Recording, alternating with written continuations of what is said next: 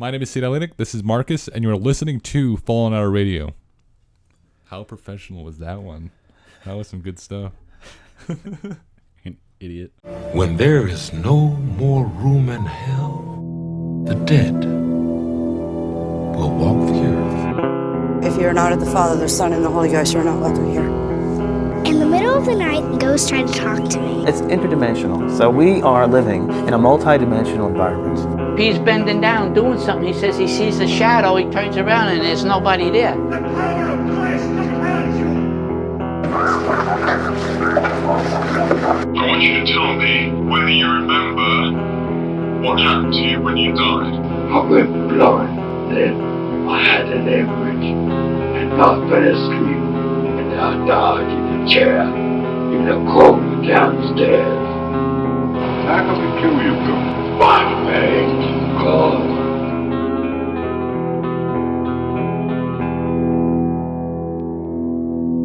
Welcome back to the podcast. As you know, my name is Cdale Enick. This is Marcus. You're listening to Fallen Hour Radio. Literally just said that. So tonight's episode, now this one, like seriously, I don't know exactly where we're going with this one because you have this whole idea in your head, but like many geniuses out there.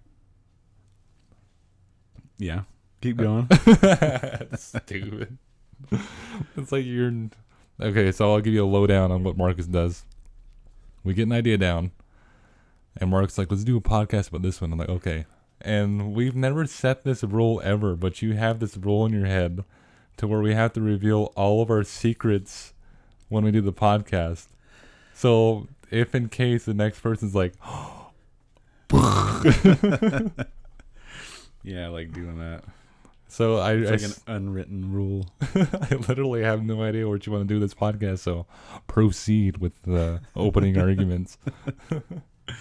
Well, I really started looking into some strange things, like spooky things. As always.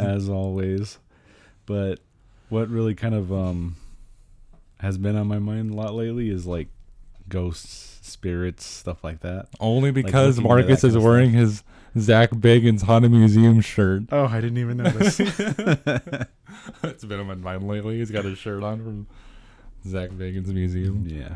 Which I was at, by the way, this past weekend. It's so stupid, though. You can't record in there. I know. I was like really hoping you could do that, but you can't. I mean, I got to take some pictures and stuff, but only in one room. That was it. Is that all they allow? Yeah. Is one picture one room? No, one room where you can take all the pictures and videos you want. And then before you go into like the rest of the building, like the 30 rooms where all this stuff is, you have to shut your phones off. You can't just turn it on silent. You have to shut them off. Oh, it's so frustrating. And show them it's off. Okay, so what is this episode entail? I kind of I was always interested in the whole thing with Thomas Edison, right? With the spirit phone, mm-hmm. like that whole deal, and that just kind of trailed on to all these weird things that I started looking up, like ghosts of the living. Okay, like so that was like a big one that I really wanted to touch on because that is just that's really crazy. Okay, so let's start with that one because I think you talked to me a little bit about it, and I was like, I have no idea what this means. Well, that is basically a like it's almost like a theory, but it has a lot of there's a lot of accounts that kind of... That's not like other dimensions that are bleeding into ours. No. Okay. It's like we're all in one dimension, but it all kind of... Your consciousness isn't going into other places and existing there. Basically, people are seeing past tense and future tense. Oh, like residual things, in right? the present, yeah. Okay. Like, I'll give you one example. This is what really kind of captured my interest. There was this kid when he was, maybe he was around 10 years old. He walked into his kitchen and he saw somebody standing at the kitchen counter and turned around and looked at him, and he looked like he was doing something on the counter. Right. And he stopped and he stared at himself, and then he ran away. You know, he kind of started running away, and he came and looked again, and that person literally disappeared. What do you mean stared at himself? What? You just said he stared at himself. Yeah, he's seen this person in his kitchen. Right. and he looked like he was doing something on the counter, like he was making something. And he turned around and he looked at him. He looked at the little kid standing there, and the little kid, got freaked out, and then this person literally disappeared, and he ran away. That's kind of reminiscent of our grandma's experience in the hospital. Yeah, but when that kid got older, I think he was around 18. He said that he was in the kitchen making a sandwich, and he heard a noise, and he turned around and looked, and he saw himself standing in the kitchen looking at him when he was 10 years old. Oh God, that's disgusting. Like, and he turned around to run, and he started disappearing as he ran away. okay, so that basically puts you on a linear path. Like, no matter what you do in your life, you're going to end up in that exact position, doing that thing. Almost like it's predestined. Right. Or either certain moments are predestined. That kind of that conflicts with a whole lot of other theories, though, of all these. So we had this theory we especially wanted to get into. Did we ever cover the CERN? No, we didn't. We kind of touched on it, but we didn't say too much on it. Okay, so Marcus had this idea of let's cover like multi-dimensional theories. Yeah. And how that's possible that these things bleed into each other. Mm-hmm. And we started studying the world's biggest science experiment done. It's like we studied this stuff a long time ago. We just never got around to doing it because I wanted to tie this into the whole Mandela effect thing. And that's why I thought we did it, because we researched it, we talked about it for hours. But we never did an episode on it. Because it's like, so if you sit with us, it's literally like I was telling Marcus, like we have to just set mics up in the house and just make them hot all the time and have some freaking cameras in the house all the damn time. Because every time we do something like this, we can literally, like when we sit and talk, we can literally put that into a podcast, because it's like, it's just like how we talk now. Just put them. Almost some of them are like rehashed into the podcast. So but not all of it. We were talking about this CERN experiment, and you guys can Google it. It's CERN, right? Yeah. And it's these huge amounts of scientists, these top scientists in the world, and they have this world's largest experiment spanning 17 miles in radius. Mm-hmm. And all they do is pass particles through this massive tube. Yeah. 17 miles, and these things go, geez, I don't know how many times in a second. And did you ever hear the noise when that actually happens? No. It sounds so strange. And I don't want to go into too much into it because I don't want to get us into that podcast. But this is basically what happened is they believe that in, I think it was like late 2000s, early, close to where we are now, is they did this experiment where they had the God particle and another particle, I forget what it was, but they clashed those, and that's basically what they do at this facility. That's what they were trying to do for so long, and it finally happened. And what happened with their experiment was they concluded, or they're investigating further, that maybe there's other dimensions or other realities that aren't explored yet. And maybe possibly those scientists, now this is another theory, is there was actually a kid there, and he says this is what he believes birthed the Mandela effect.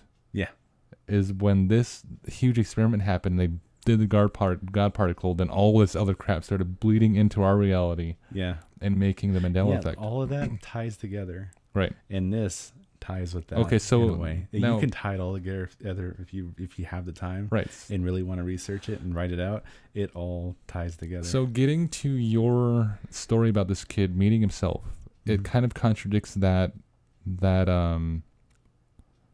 theory.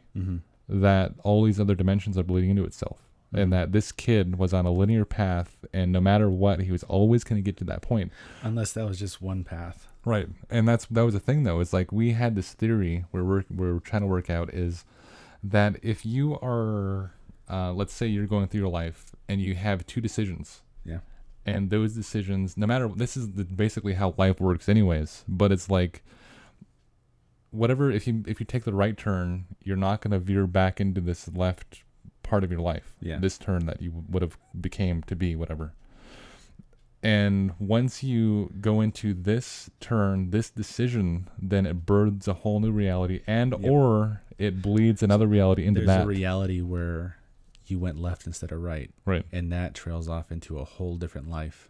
So it's almost like each decision, each time you had to make a decision, that spawns a whole new dimension or reality that you're in. So it almost spawns another life you're already living in another reality. Yeah. And there's this whole theory of like, so we do now Joe Rogan, I know I watched him a lot, and he talks about this with scientists. And the scientist put it was, we are doing this podcast, but you're a different host. Yeah. And you have a different co-host and realities, billions of other realities. Your videotech is a monster. That just like, and that's how he put it. It's like way out of left field. Right.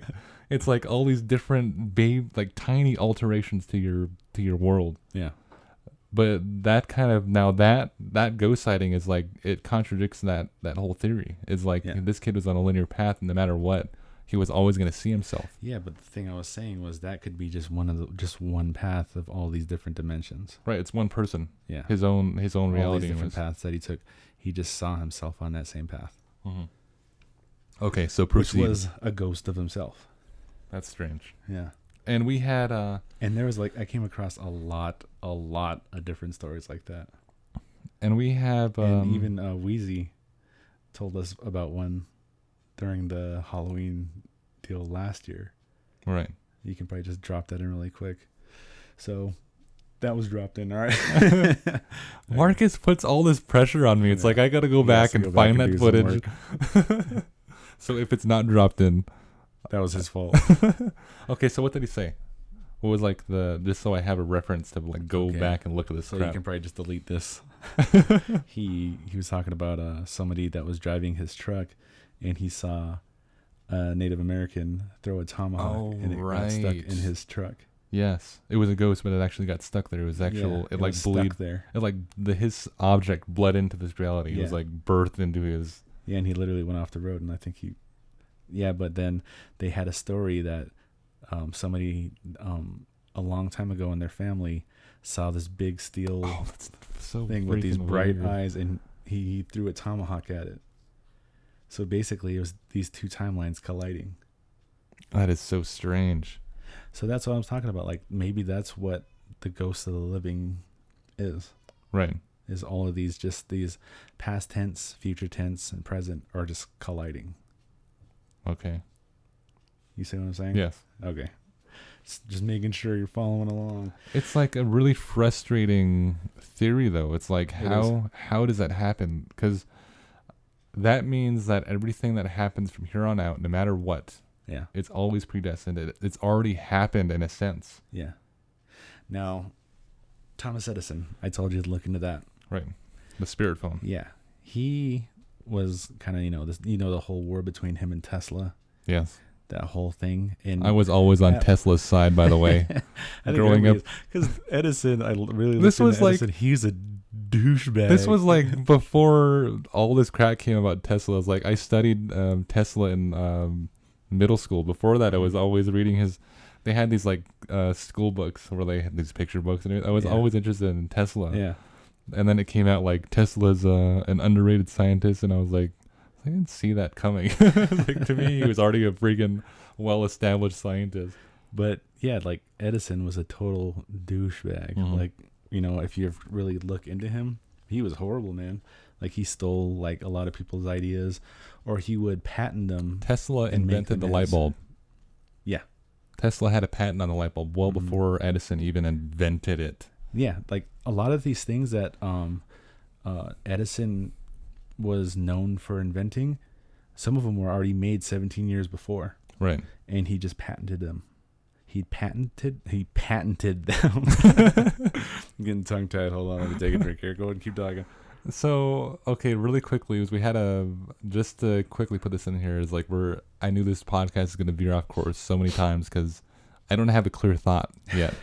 And you do that to me, and it's like I have to go all these other directions. But Tesla they're saying that possibly this guy had, just to give you like a brief summarization of who this guy was and how mad scientist he was. Yeah. Like we mentioned before, where he had an earthquake machine and caused havoc inside of his basement. Yeah. Like he he collapsed the bridge. Right, yeah, with this earthquake machine. Yeah, and then they told him not to work it anymore, so he took it to his basement, and then he was messing with it, and he caused an earthquake. He was. It's like, okay, I'm safe in my basement. Take this to a dark corner of my house and try it. Yeah. That's like Dr. Draken from Kim Possible's Earthquake Machine, where he makes Coco Moo. I don't know if you know what that means. Don't. Never joke about Coco Moo. Coco Moo? Its uses are limitless. My Coco Moo. Have some Coco Moo. It's soothing. Stop saying Coco Moo. That's good Coco Moo. As a reference, Okay, so we had this theory of the last podcast with the Men in Black. Yeah. And we were thinking about, like, is it possible that these guys had cell phones? Yeah. And meanwhile, Tesla's inventing what he had a patent for is they think he had a cell phone technology. Yeah. Back then. So it's almost tying some of these. Like everything that they were inventing, he was already way ahead of the game with something Right. he wanted to work on. So if you made the phone, he was already thinking of making it wireless. And he had AC current, right? Yeah. That was his whole thing. AC current. And that's basically what kind of trumped Edison. Or trumped Trump. Yeah, if you don't know about that, look it up. What was that, Baron Trump. The President Trump, his grandfather. Yeah. Was involved with the whole thing with the time travel and Tesla. Look up the episode. We already have it on here. Yeah. Just scroll back and you'll find it. But yeah, it's a crazy one. Anyway, yeah, he finally, he bested him. Mm-hmm. And Edison's idea was to come up with a spirit phone. Mm-hmm. So you can talk to, people that are on the other side. Now, he didn't necessarily, he put it out that he didn't believe in it, really. But he wanted to make this phone just in case, what he thought was everybody was filled with these, what he called life units. Right. And, when you die, these life units basically go into something else. They don't go to another world. They don't go to heaven. They don't go to hell. He believes they go into another person or another thing. So he wasn't on this earth. He technically wasn't an atheist in sense then. Yeah. Like he had a belief something happened after you died. This is what he claimed. But if you look into his diary, there's a lot of stuff in there. Like it makes it seem like he did believe in it. Right. So, which is like a big reason why he wanted to come up with this phone. Some people thought he was coming up with it sarcastically, trying to prove them wrong. But it came out in his diary that he actually believed in it. So is there any precursor or any experience that he had in his life that caused him to make these machines that would contact the dead? No, I don't think so. I didn't find anything. So what was his whole deal about it then? Why did he want to reach out to the dead? Well, you were saying this is the time where all this was around the spiritual era. Yeah, it's when like all this was becoming big. This is like Houdini's time, right? Yeah. Like Houdini, this is later in Edison's life is when Houdini was, right, coming up and all that. And even, this was around the spiritual era. People were, using Ouija boards. That's when all this stuff started coming to be, or tarot cards and stuff like that. They were doing seances, and he didn't believe in it. He said it was basically bull. Right.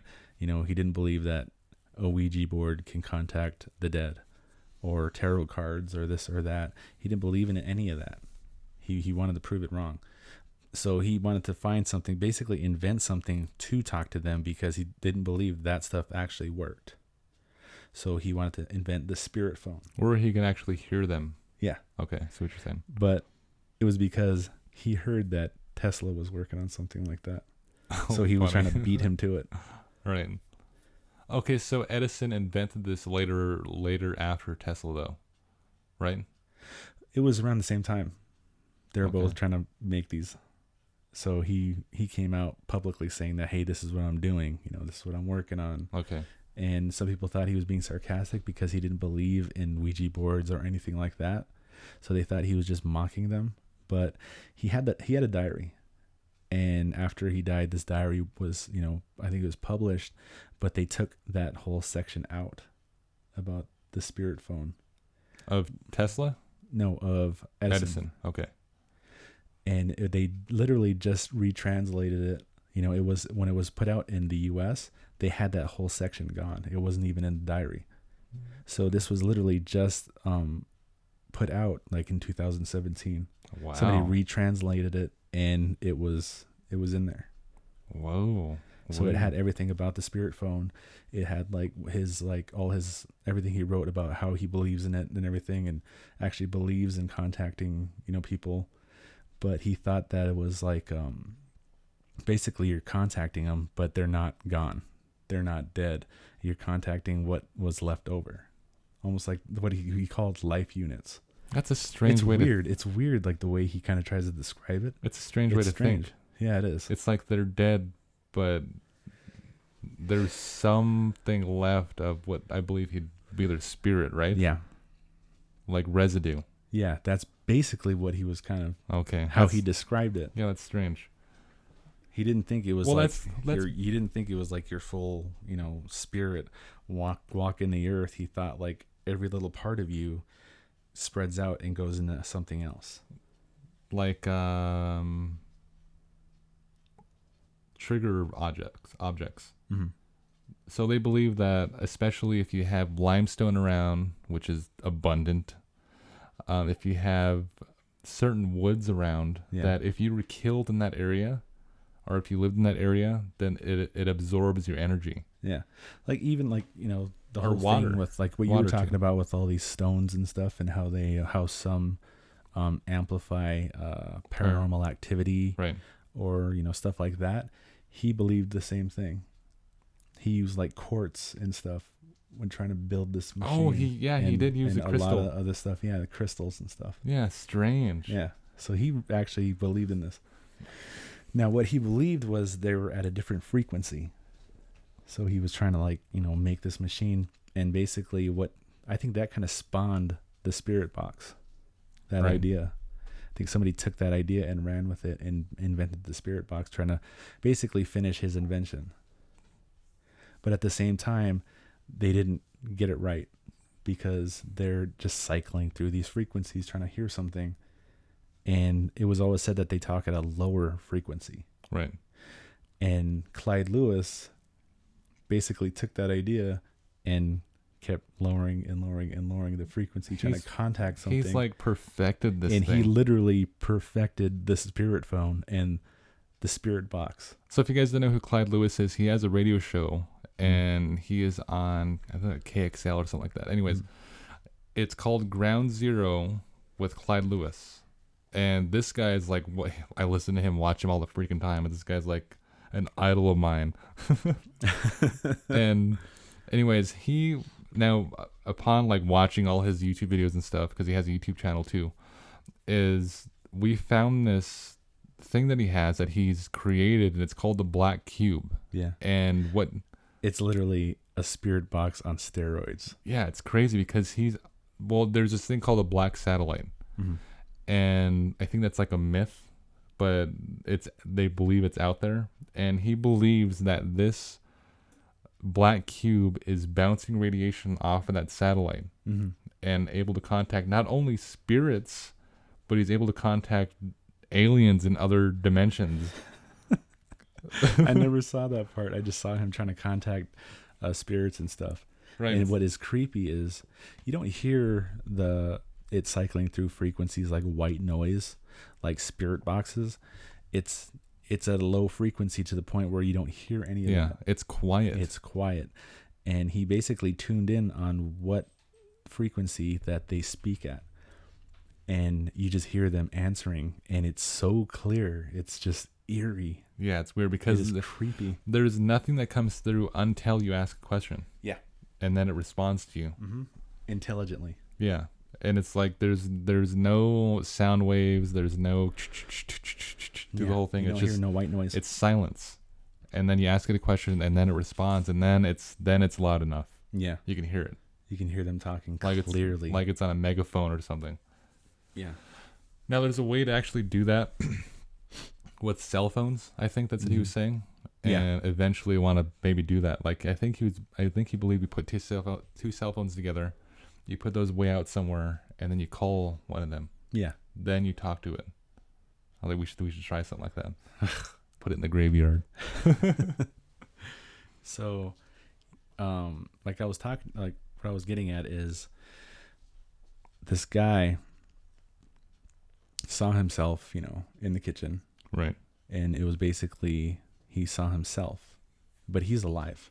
Now I heard stories about this, a lot of stories about this. I heard a story about this in the reservation we lived by, the one we grew up in. There was a story about, they kept seeing this little girl in the school. Right. And, there's like, you talk to a lot of people, they all say this place is haunted, and we were actually trying to go and do a ghost hunt there. Oh, right. I remember this story. Yeah. We're trying to do a actual like paranormal investigation there. And we were actually offered the keys and everything, but there was a new principal there. Yeah. This was years ago. Yeah. And a new principal came and he didn't want that. He said it was bad for business. And so he didn't want anybody doing that. What a douchebag. Crow School principal. Yeah. Douchebag. He basically, just kidding. He's probably like cool the way dude. he said it, like the way it was worded when I was relayed the message was, everybody already knows, it is, but they don't want to put that out there. Right. Because they're afraid that nobody's going to want their kids at the school. That's a dumb way to think. It's like these kids, God, it's like, I don't know. I'm not going to get into it. Now, bad for business. How exactly? Like they're going to get all these unenrolls of kids like disenrolling and going to a different school who live in your town. Yeah. And you have a school. Yeah. And all of a sudden they're going to travel 12 something miles to go to school. I did. That's so stupid. But there was a story about this little girl. Mm-hmm. They kept seeing this little girl, and somebody finally recognized her. And they looked her up in the yearbook, and they found her picture. Oh, right. And it turned out this person wasn't even dead. This person was alive. And they took this picture to the person and showed her and told her everything. And after she was an old woman. She was an old woman. And after they did that, they never seen her there again. And she was, not only that, she was standing next to her granddaughter. Yeah. Who was in that picture. Yeah. Oh, it's so weird. I know, it's a weird story. I didn't remember that until now. It's holy crap. This is what I mean. This is what I'm getting at. Like, that's why I was getting at ghosts of the living. Mm-hmm. So I wanted to tell you to look that up. So that's the theory I was just talking about. I was just listening to a podcast today. They believe there's a theory out there. They believe that you can have a ghost, mm-hmm. but it's just an extension of your consciousness in another area. So it's like, maybe if you're thinking about that area or something, then you appear there, and that's weird. Yeah, it's like a weird thing, but it's like so there's this medium. Her name's Amy Allen.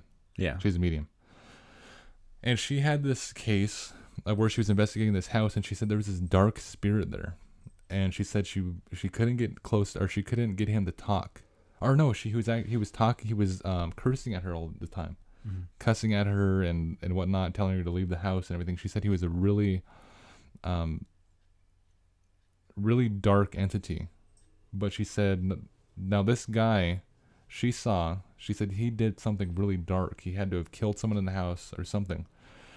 And come to find out, she, at the end of her investigation, she says that she doesn't believe this guy is dead. He's alive. Yeah, he's alive. She said he was here, but it's like he's not. Like it's just his. So basically, he had all these high negative emotions that he almost imprinted that on the building. Right. And she had a sketch artist draw him out, and her partner is investigating this non-paranormal.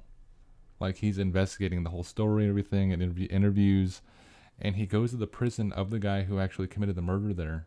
And it's the same guy. He has a picture of him. He brings it to the table, and they bring out her sketch of the guy. And then he's like dumbfounded. He's like, holy crap. He says he doesn't believe in this, but he says when she does stuff like this, yeah, he said there's no way. And then That he is brings out weird. his picture. It's same thing, same person. Yeah. Now, when I was talking about Edison's spirit phone and spirit boxes or the black cube or the black cube, I was listening to this podcast while I was working, and this guy was talking about how he used to work with radios and stuff when he was in the military. Right. And he used like tinfoil and all this other stuff trying to send a signal out. And he sent a signal out, and they sat there and waited. They waited for about, I think, an hour. And finally they started hearing something come back in, and he heard his own voice repeat everything he just said. Okay, so that was almost like it was an echo, like it went out and then it came right back. That's reminiscent of what happened to Tesla, testing out his spirit phone. Yeah. As he was also hearing his own voice come back. Yeah. Within an hour. But it was or so delayed. It was way later. But back then, it's like how many satellites were up? Yeah. At that time. Yeah. That was loud. It was loud. we have a AC like behind our green screen. Behind the magic. But oh, look at here comes Peanut with her little feet. Clicking. Yeah. So like what I was getting at was maybe some of this is just something like that, Right. Like delayed, all these delayed voices, or even all these people seeing ghosts and stuff. They're literally seeing ghosts of the living. They're not dead. They're alive. I believe it. You think a lot of that is? Yeah, but then again, it's like ghost for me is a very hard subject. Yeah. Because first, I don't know, for a majority of my beliefs it's mostly demons. Yeah, demonic. It's like no matter what you're seeing, it's what is mimicking somebody. Yeah, it's a demon. It's not a ghost. Yeah.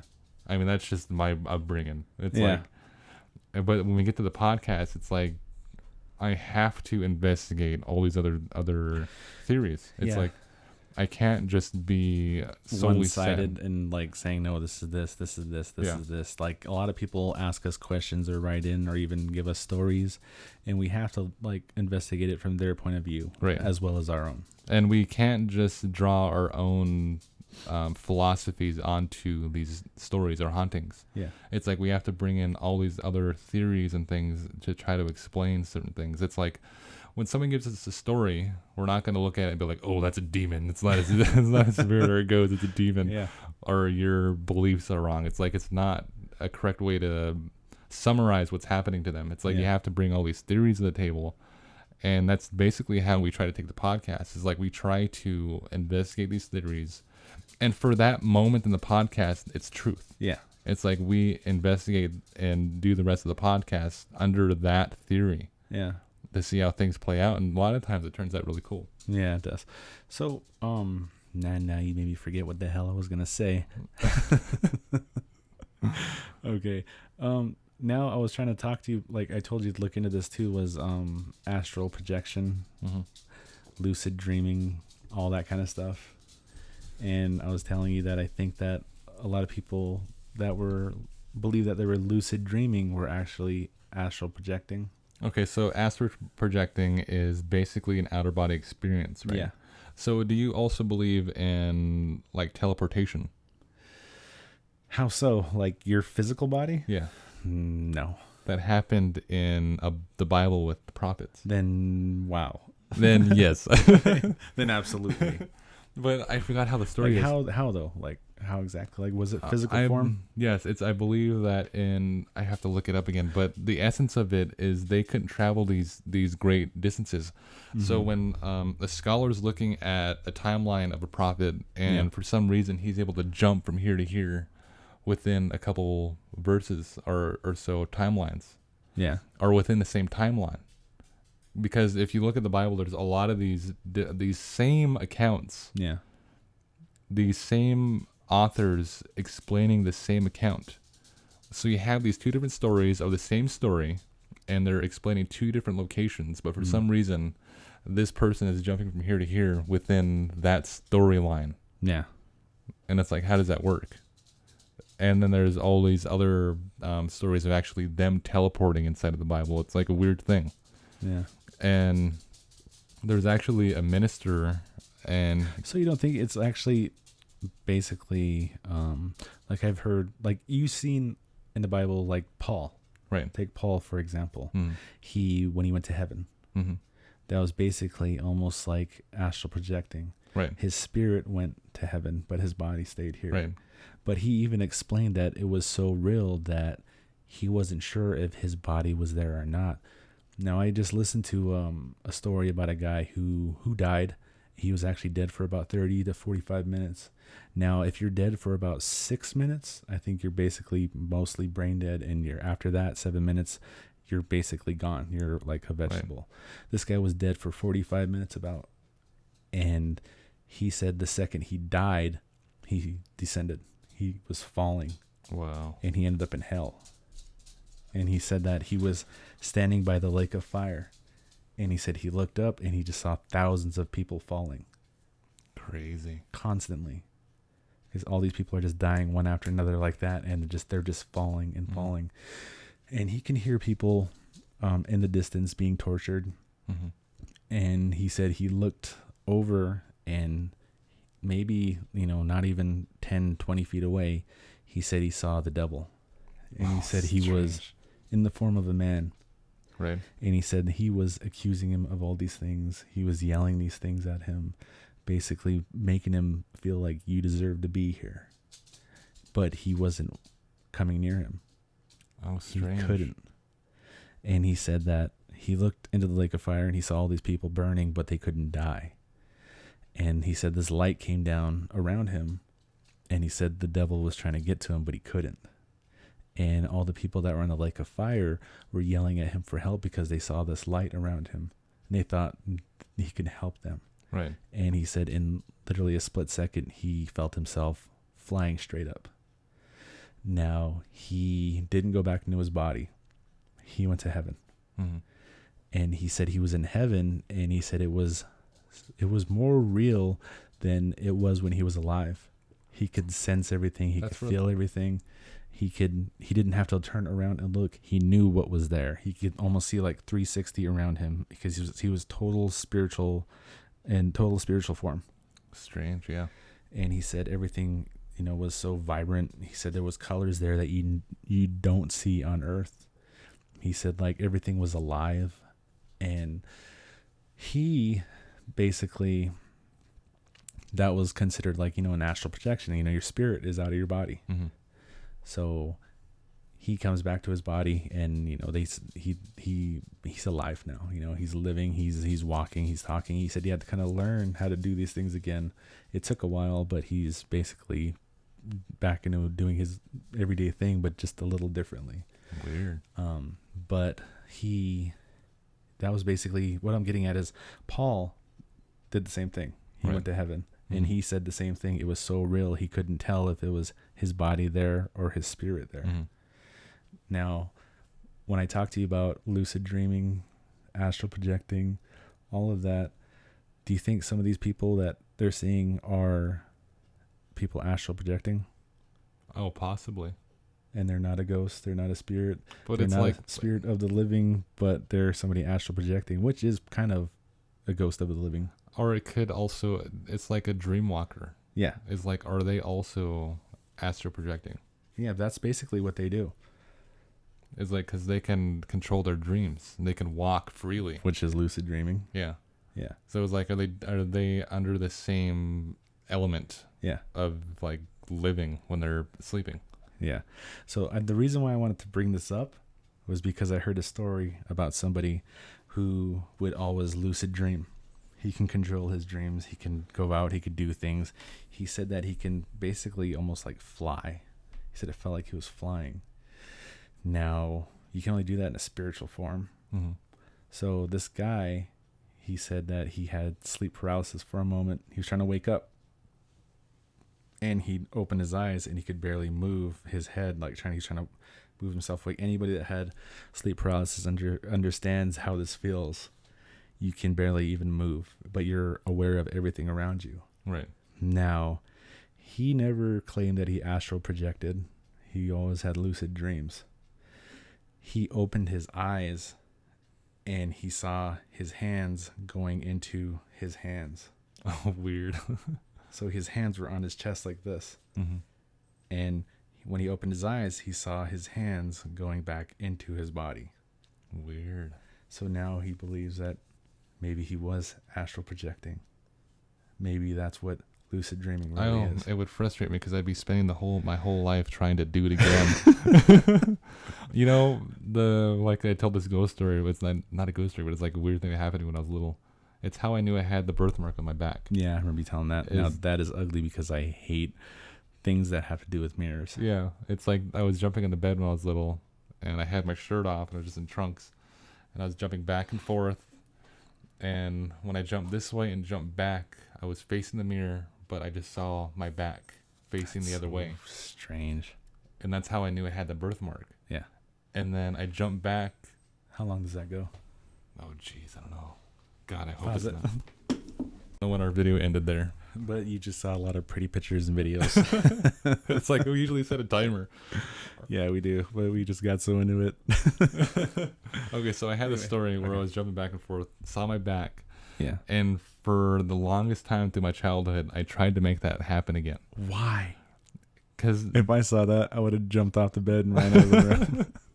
Because I would have known what was going on. I wasn't freaked out by it, but I remember trying to make it happen, and I just kept doing it, and it wouldn't happen again. Yeah. And I also had a dream about having this book, and the helicopter flew out of it. That is weird. And then when I woke up, I got that book, and I tried to show Mom, like, look what's going to happen, and it wouldn't happen for me. That's weird. Sounds like a child imagination. Imagination. I can't even talk today. I'll never forget those. Yeah. So we had basically a grandmother who basically astro projected. In a spiritual way, yeah. Yeah. So if you guys don't know the story of my grandparents, they were both ministers. They're ministers, evangelists, they're pastors. And they traveled all over the U.S. Yep. Into Canada and things of that nature. I don't know if they went anywhere else, but they were doing these for years. They met all sorts of cool people like Shambach and really well-renowned ministers, prophets, apostles. Yeah, and they started more than 5 churches around the U.S. And they had this story of where my grandfather goes into this house to pray with his family, because this is basically what they do. Is like if there's a family out there, they go there, needs help, you know, or they'll go there, sit with them, talk with them, and they'll pray over their house, pray with them. They'll have a meal with them, things of that nature. Yeah. So at this time, my grandma's they're in this place, and my grandpa has to go out and meet this family, and she can't go because she's sick at the time, I think. And she stays home. He says, okay, stay home. And he said, but I want you to pray the entire time. He says, starting now, like, get on your knees and pray by the bed. And he left her in that state. She's by the bed and she's praying. It's like at that moment. Yeah. And he gets in the house, and he goes through the house, and they're bringing him through all these rooms. And he's praying. And he gets done upstairs. I think that's how the story went. And he's leaving the room, and he notices one of the guys standing by the door, waiting with the door open. And then he leaves the room, and then the guy waits for a second, then shuts the door and goes downstairs, and they have all these let's just say for the sake of the story, there's 5 people there, including him, but they had the sixth plate set at the table for a meal. And they sit down at the table, my grandpa included, and he asked them, he says, well, who are we waiting for? Because he already said grace. Yeah. And they said, your wife. And he said, my wife's not here. She's at home, or at wherever they're staying. And they told him that through the whole time he was at that house, she was there with him praying. Yeah. Through every room. Every room that he walked in, every place that he went to in the house, she was next to him praying. That's what they saw. Yeah. Yeah. Oh, it's so strange. It is. That's what I mean. It's basically astral projecting. It's like that's... Yeah, like a spiritual sense. Yeah. Yeah. Like, how do you explain that? She also had a story of when she was in the hospital, and this kind of gets into line with different realities jumping into each other. And this is what I believe what might have happened. Is she was in the hospital, she was in bad condition. Yep. And they had her sedated, and she said, she was telling my mom, she said, this medicine she gave me, she said, opened up that realm. And she's a spiritual person, so she knows what that realm is. Yeah.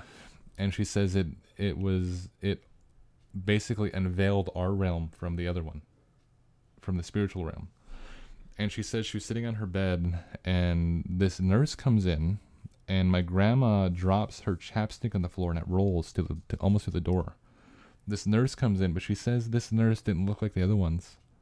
She had like the old school nurse outfit, like the weird little like dress. Yeah, and the little almost like paper hats. Yeah. And this nurse came in, but she didn't have anything in her hands, but it looked like she was scooping something up into like a basket. Yeah. That's what she said. She was grabbing stuff and like putting it into a basket. And Grandma said, she says, "Can you help me? And can you get that chapstick for me?" And the lady notices that she's talking to her, and she looks up at her at the bed, and all she does is go like that. And then she disappears. That is strange. And she says stuff like that was happening to her. And also she said she believed she saw the death angel, but he was lurking, but he would only stay in the corners and he wouldn't come near her. She said it was like he was scared. Yeah. He was in the room, but he wouldn't. Trying to find the farthest point away from her. Yeah. In the room. It was like he was put there, but he almost like he was placed there. Yeah. Like you go here, and he was placed basically with something he was scared of. Yeah. And he couldn't reach her, couldn't go near her. Yeah. The same time happened as where she's praying in the room, and nurses come in and they start weeping because she's praying over the room. And things like that were happening in that room. It's like how do you explain these things? Yeah. To someone who doesn't, you can't say understand because it's not a word you use when you're talking about things like this. Yeah. It's like you don't understand. Because nobody on this earth really fully understands. Right. Fully understands. Yeah. Understands. Yeah. Marcus in a Zak Bagans shirt. You know what I mean? Right. Yeah. It's like when you're talking to somebody who doesn't understand or who doesn't believe in this, you don't use those words like, "Oh, you don't understand." It's like, I understand. You don't get it. Yeah, it's like, you don't get it. I get it. It's like, you can't use those words. It's like, especially when, because we talk to, especially people who don't believe in these things. And it's like, no, I know a lot of people, like, I mean, I'm friends with, ministers, preachers, apostles, prophets. Yeah. And I also know people that are atheists, people that are Luciferian, people that don't believe in this stuff. You know, I know I talk to like all these people, and they all, even like Luciferians, they even say, "No, we believe, I believe in God." I respect that, but this is just what I believe. You know Masons? Yeah, I know Masons. Yeah. Yeah, I know like an array of different types of people. Right. And they all basically just tell you what they believe, and you don't, like, try not to preach at them, just kind of talk to them like, well, what do you believe? This is how you believe this, or this is what I believe, and, we have conversations like that with people all the time, the people that listen to the podcast, people that comment and write us on the pages, or even talk to us on the in the comments on the videos and stuff. And we're in contact with like people who are palm readers and things like that. We converse with them because I believe they can lend some sort of expertise to the things we're talking about. Yeah. Like when it comes to that, like I have my own belief. Like I believe that, people do have gifts. Like I believe that God gives people gifts, but he doesn't take them away from you. Right. Basically, it's written in the Bible that he's not going to take these gifts away from you. And it's like, okay, like put it like this. Like he gives you a gift and basically says, okay, now show me what you're going to do with it. And I believe that's what a lot of these people that are palm readers, or people that are claim to be psychic or who are psychic, this is what they did with their gift. Right. Now you have these other people that are, they go the route, they try to draw closer to God, and they use that, and they try to draw closer to God and to strengthen that gift, right, and use that to help, what they believe God wants them to do. Right. Yeah. So that's what I believe. Mm-hmm. And that's what I believe as well. Okay. Right.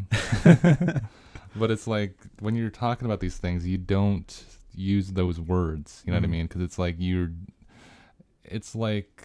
being confrontational using those words. Yeah.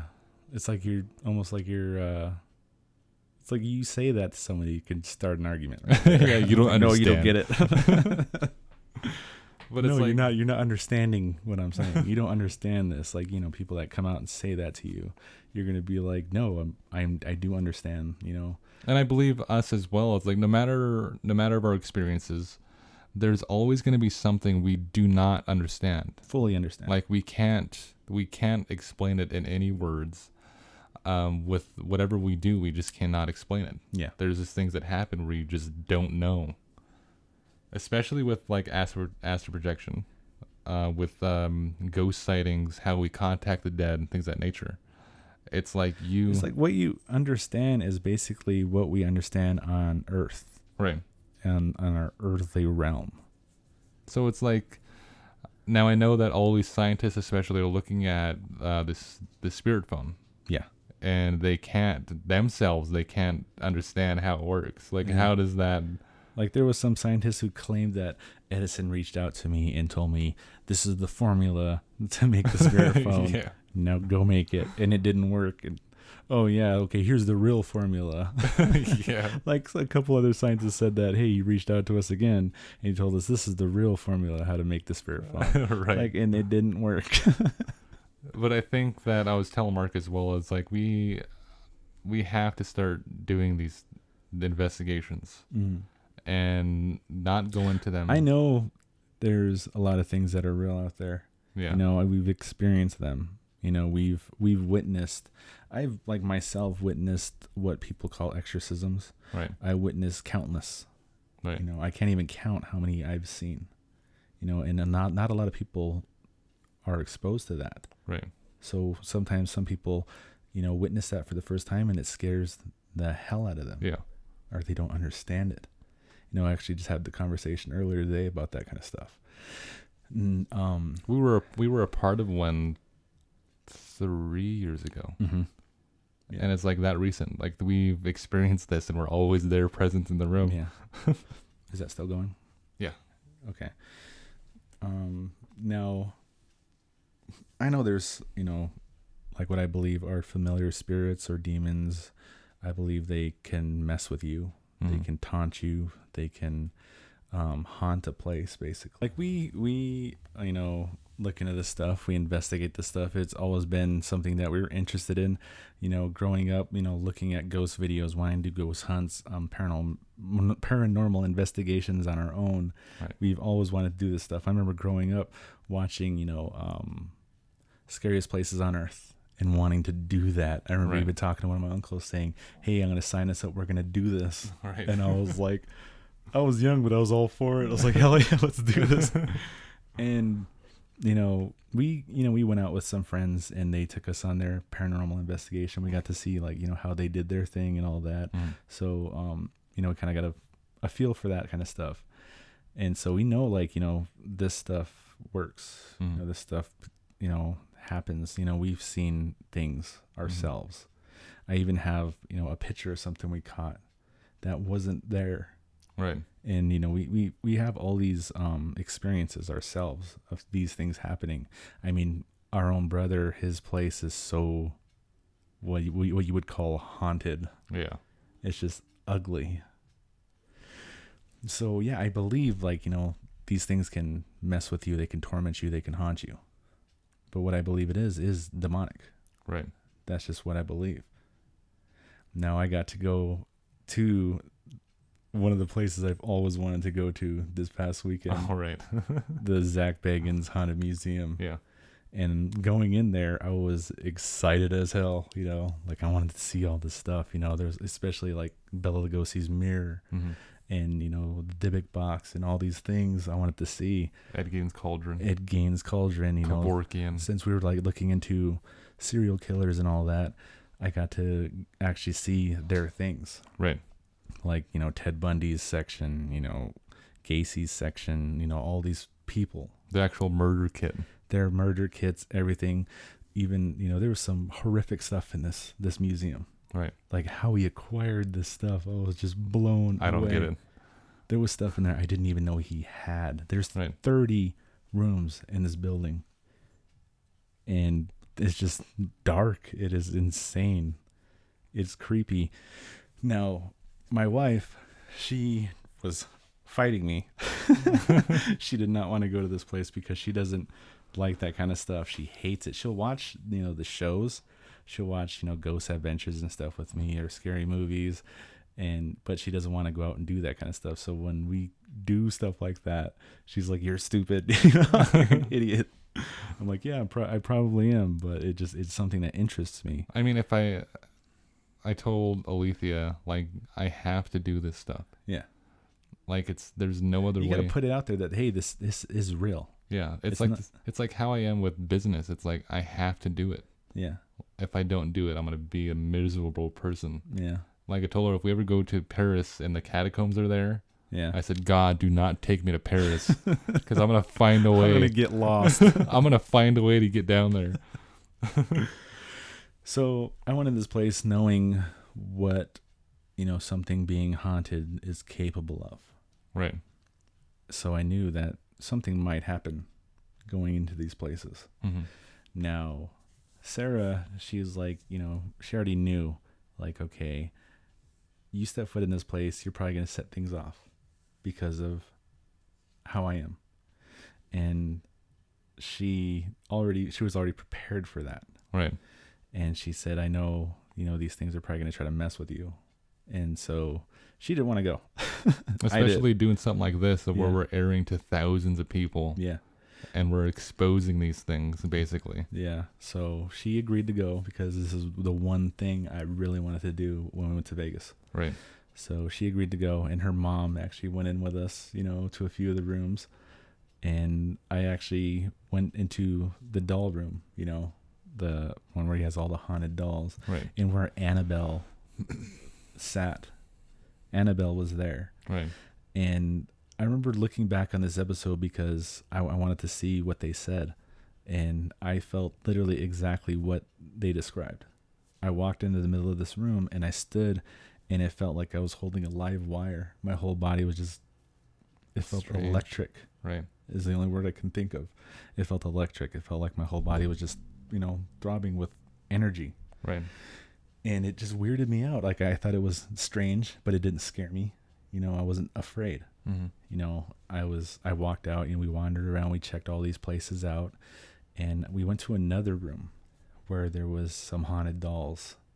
One of them was from the Holocaust, and there was another one that had to do with a horrific murder. There was still bloodstains and brain matter on the dress. That's so crazy.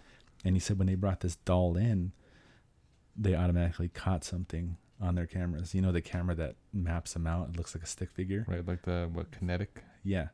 There was Is that what it's called? It looked like a child in there. They caught it. And we were standing there, and I was listening to the tour guide to talk to us. She was standing behind me. There's a doorway behind me. Everybody was in the room, and she was standing behind me talking. And she stopped talking. And then I felt her go like this. So I thought she wanted to tell me something. So I turned to see what she wanted, and there was nobody behind me. Oh, that's scary. And this was a matter of seconds. She grabbed my arm. I felt somebody grab my arm. I turned to look. Nobody. I turned back, and she was over there on the other side of the room. There was nobody around me. Oh, weird. And then something grabbed my leg. Oh, yeah. Like something pulled my pants. So I was like, okay, there's things in this building. That's so weird. This isn't fake. I mean, real. This is a place where they're doing rituals and things of that nature. Yeah, even Bloody Mary did rituals in the basement. Right. Which has always been off limits to people. You're not allowed to go in the basement. There's like 12 locks on the door. Yeah. And when I was there, they were probably doing Michael Jackson's door. When I was there doing poor taste. I'm sorry. Touring this place. Yeah. They were doing a test trial. Mm-hmm. And I got to go to the basement with a spirit box. Oh, it's awesome. And it was crazy. That thing was going bananas. Like the second we walked downstairs, it was me and two other people. We barely walked downstairs and we hear hello right away.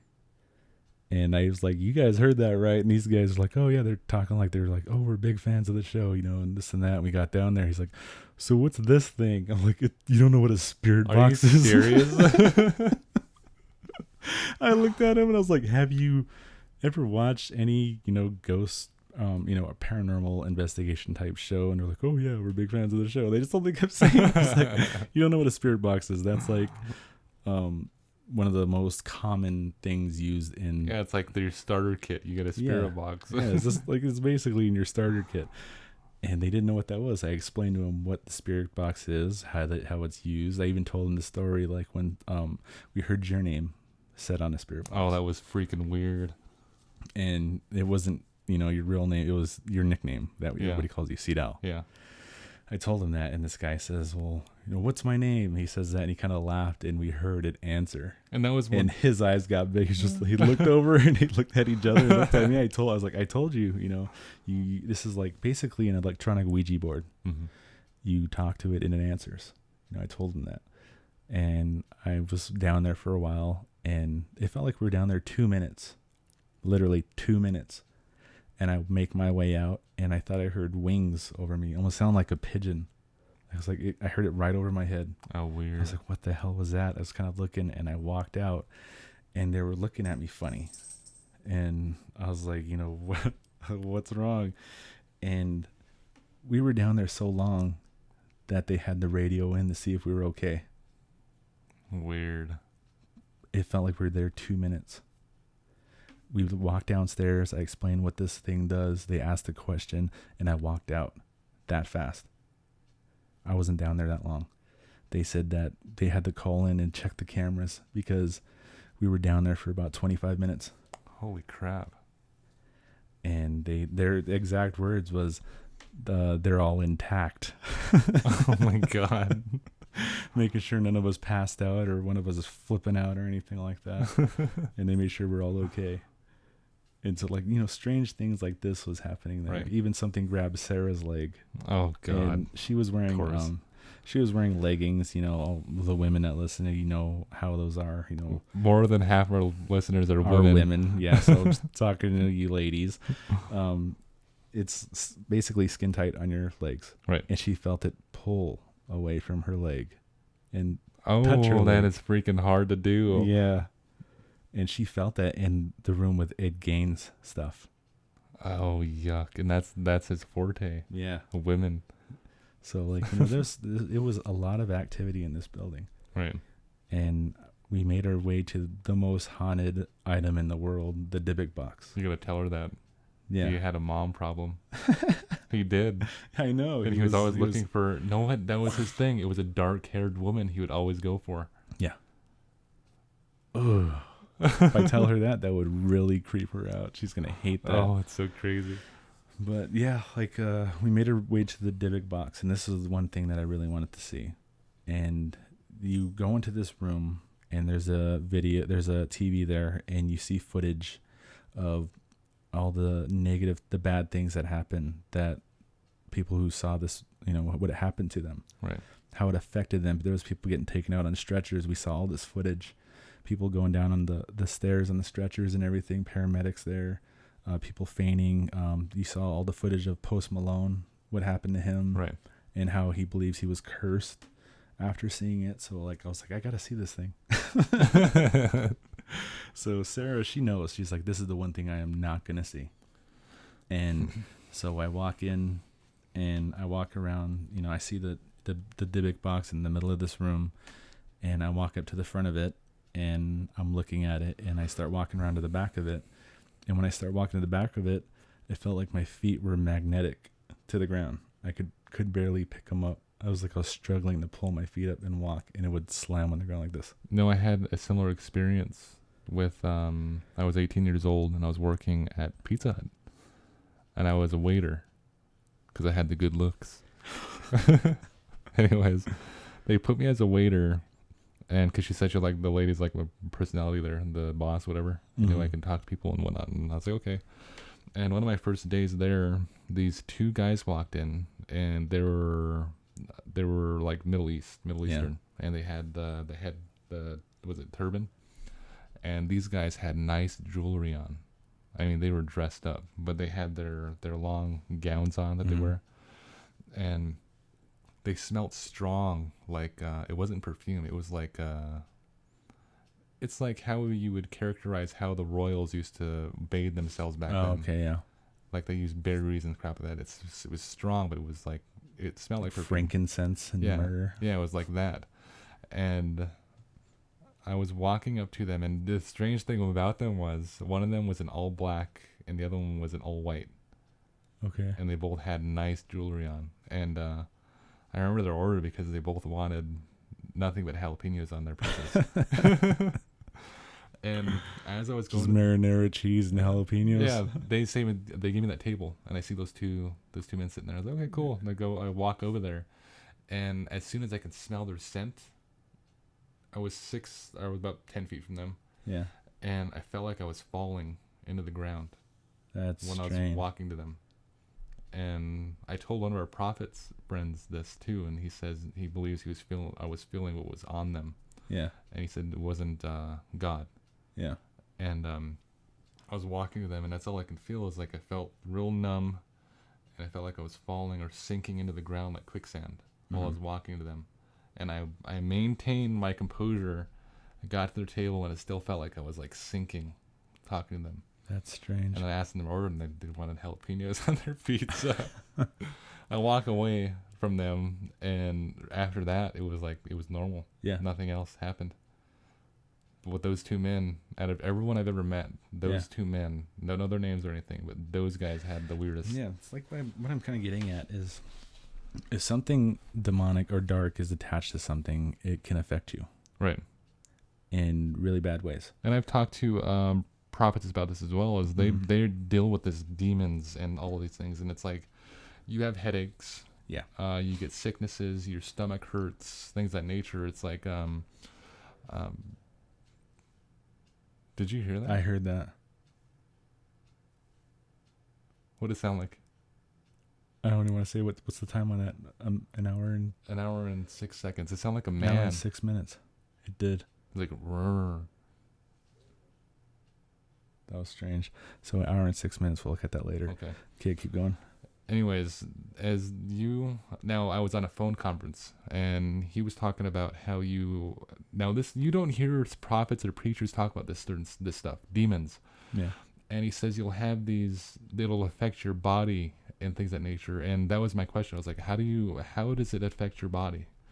I know how it affects everything else. You can have sicknesses, you can have emotional problems, depression, anger problems, things of that nature when a demon's present or you have an attachment. And he was telling me that it'll affect your body in ways like headaches.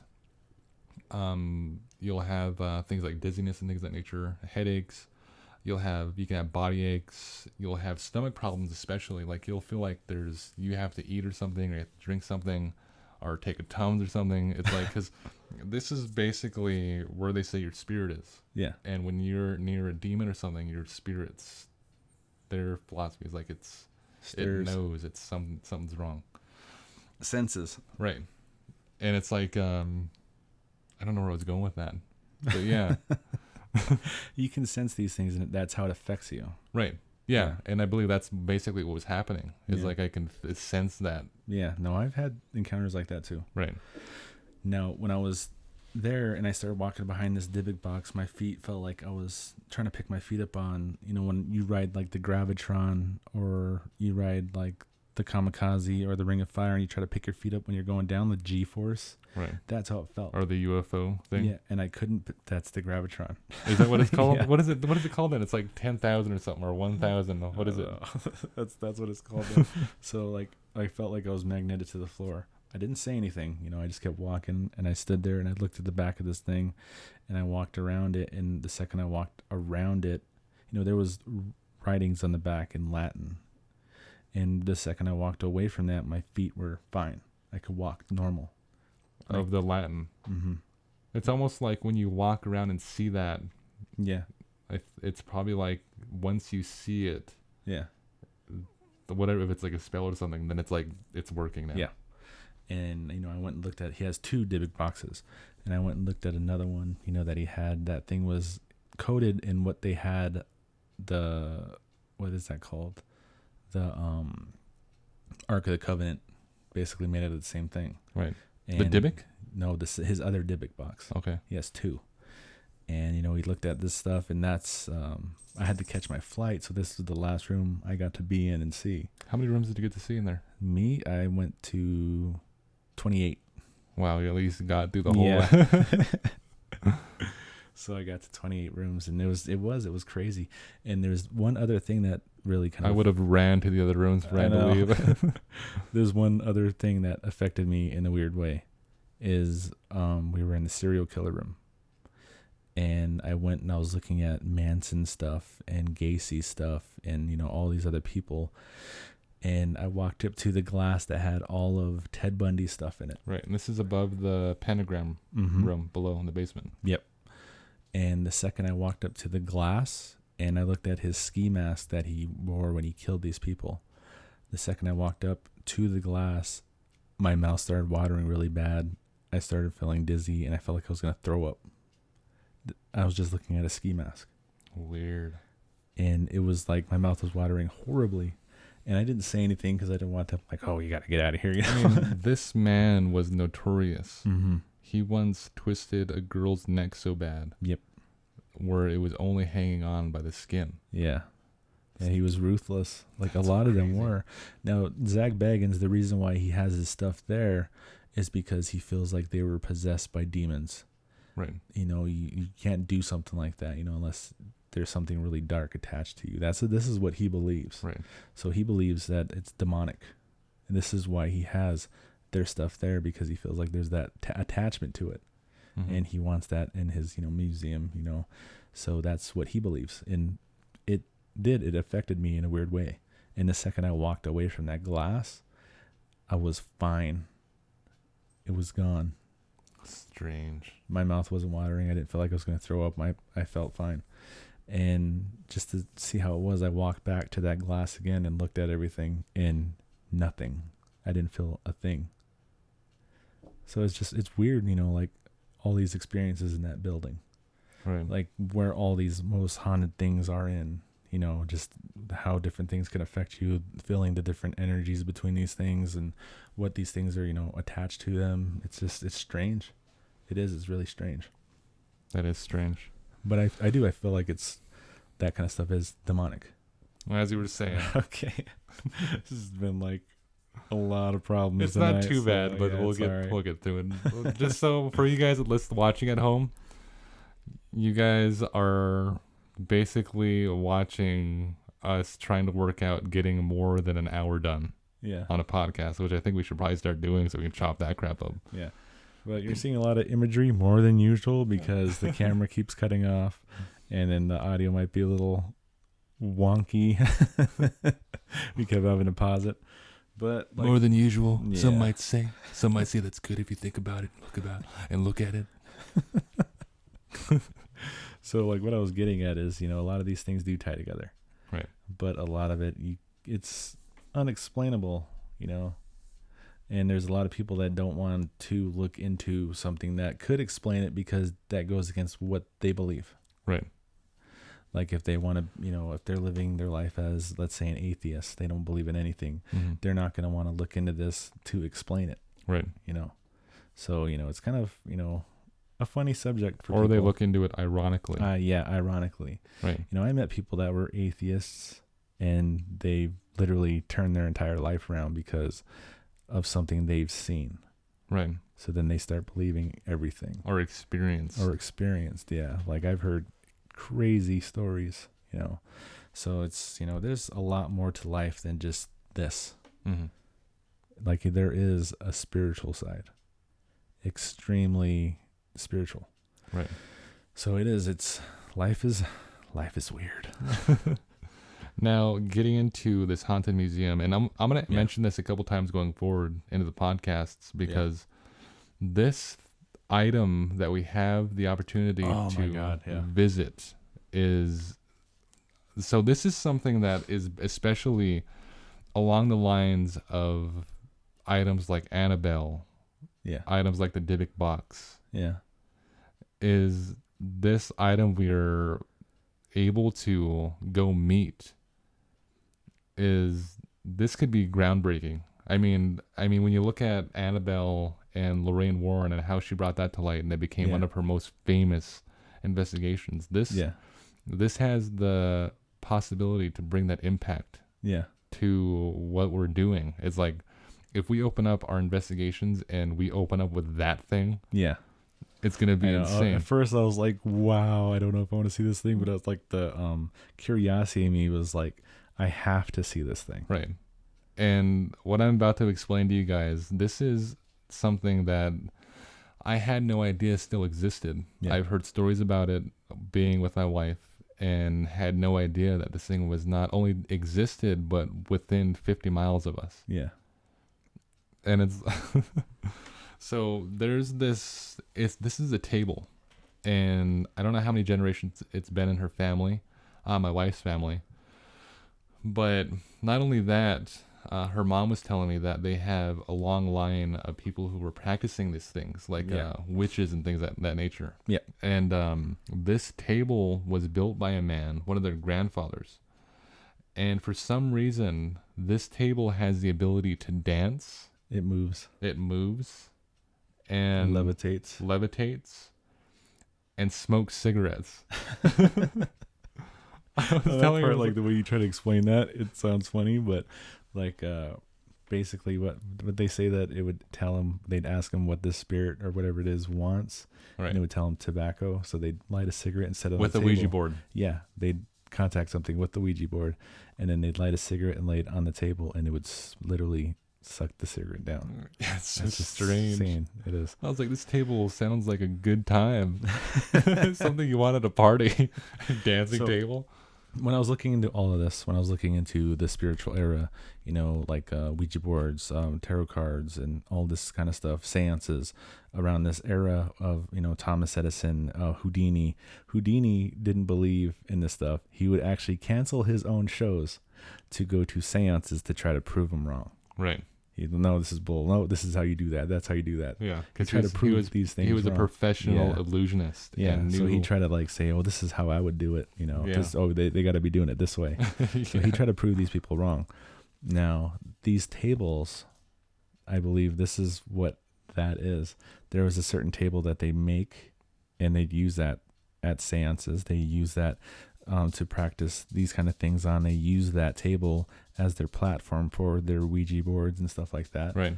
And they'd have handprints and stuff on them where you'd place your hands. Almost like an altar. Yeah. So basically I believe that's what this is. Right. And I don't believe that was the intention of the person who built it. Yeah. But that's what it became. But for some reason, it's become that.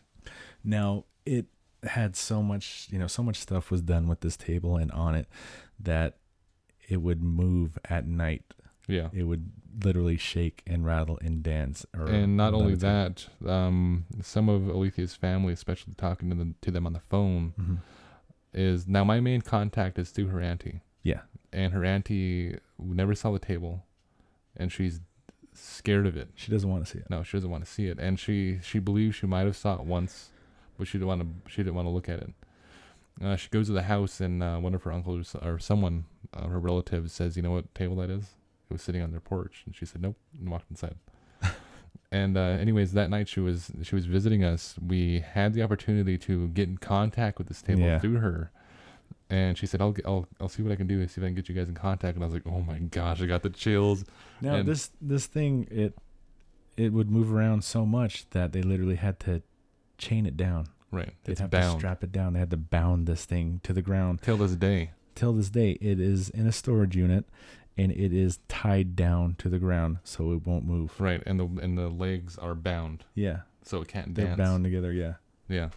So this thing is literally strapped down because and they had stories of the activity that happens around this thing. And the aunties have stories of this, of them, their parents or whatever, placing them on this table, and it would dance. It would and levitate lift off the ground. It would dance. It would move with them on it.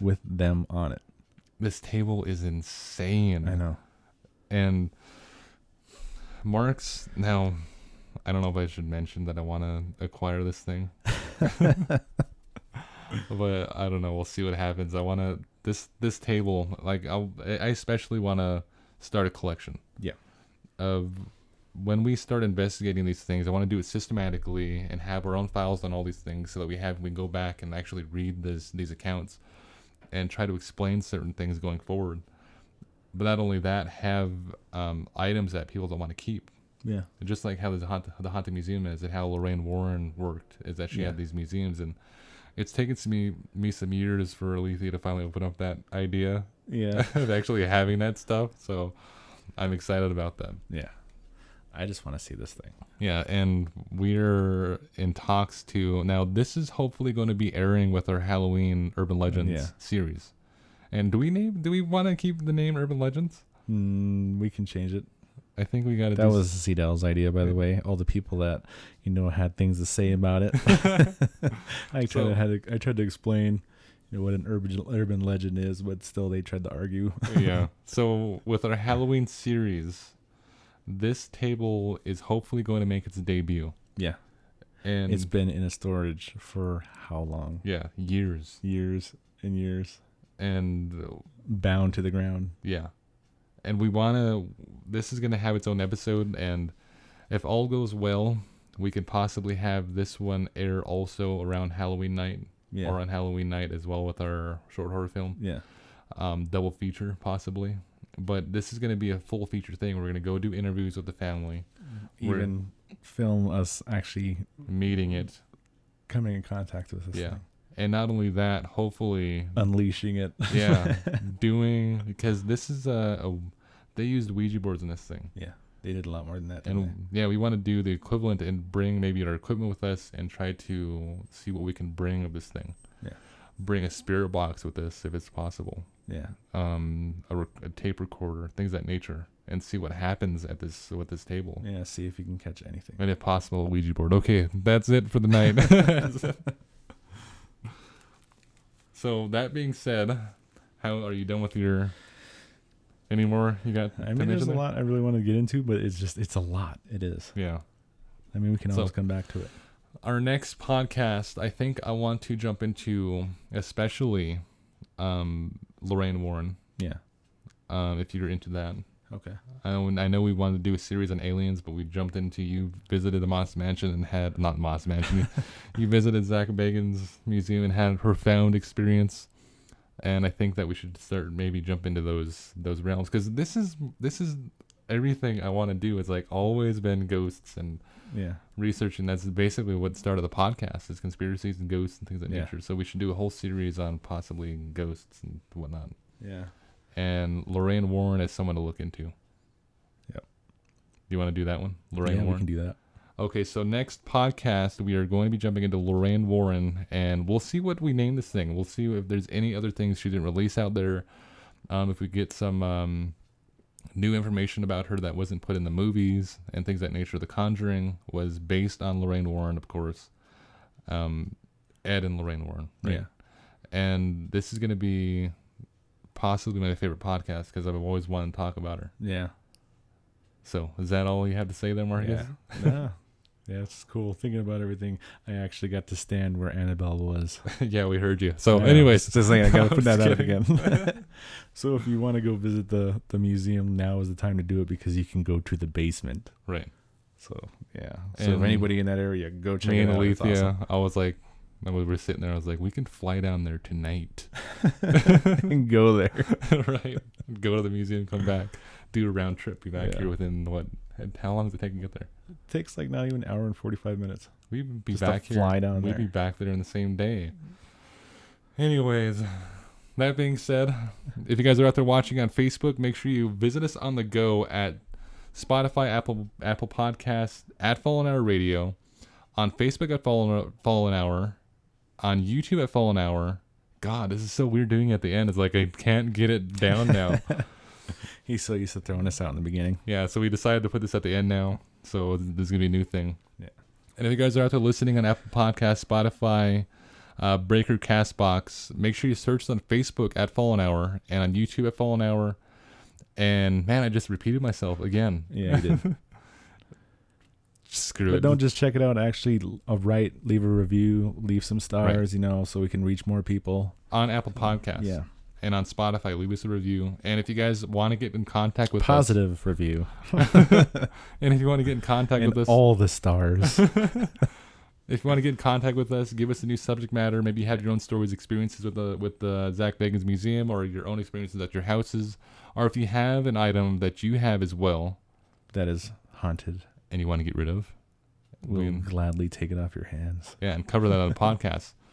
Now, that being said, we also have a Patreon. That is patreon.com/fallenhour. And this is going to be something cool. We're going to be launching behind-the-scenes footage, behind-the-scenes production. I mean, if we were to do a thing about the table and we don't put certain things into... It'll all be on Patreon. It'll all be on Patreon. Uncut, unedited. Right.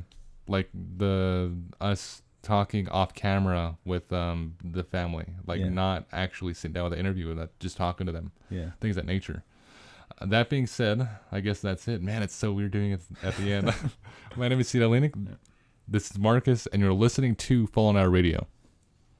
When there is no more room in hell, the dead will walk the earth. If you're not at the Father, the Son, and the Holy Ghost, you're not welcome here.